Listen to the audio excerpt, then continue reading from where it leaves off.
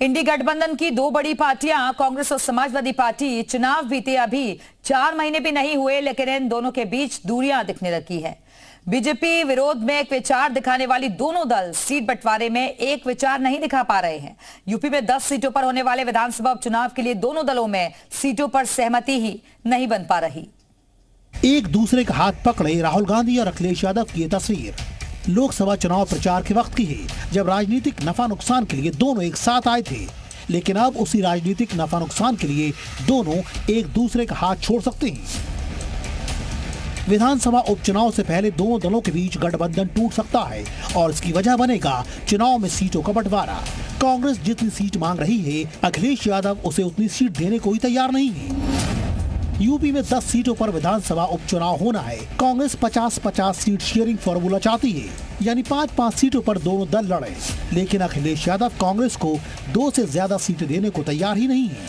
कांग्रेस का जो मत प्रतिशत था वो था 2%, यानी एक विधानसभा के अंदर 5,500 से 6,000 वोट अंदाजन।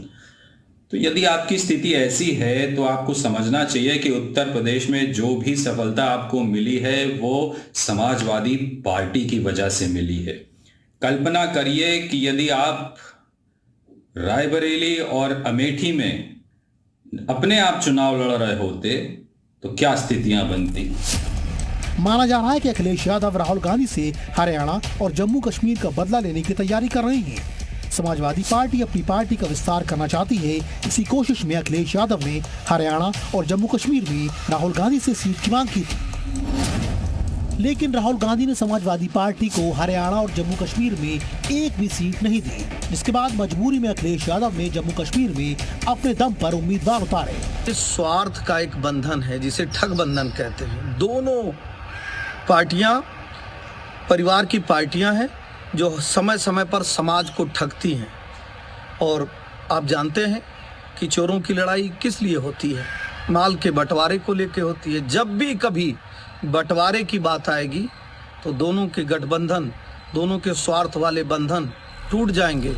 वैसे कांग्रेस ने अखिलेश यादव पर दबाव बनाने की रणनीति भी तैयार कर ली है। यूपी में कांग्रेस ने उन सभी 10 सीटों पर प्रभारी और पर्यवेक्षकों की तैनाती कर दी है जहां जहां उपचुनाव होने वाले हैं। कहीं न कहीं अखिलेश यादव के कारण ही यूपी में अस्तित्व खोने की कगार पर खड़ी कांग्रेस पार्टी को संजीवनी मिली थी। अब विधानसभा उपचुनाव में भी कांग्रेस अखिलेश यादव से उसी दरियादिली की उम्मीद जता रही है और साथ ही साथ उन्हें अकेले उपचुनाव में लड़ने का तेवर भी दिखा रही है। प्रयागराज से मोहम्मद गफरान के साथ ब्यूरो रिपोर्ट, ज़ी मीडिया।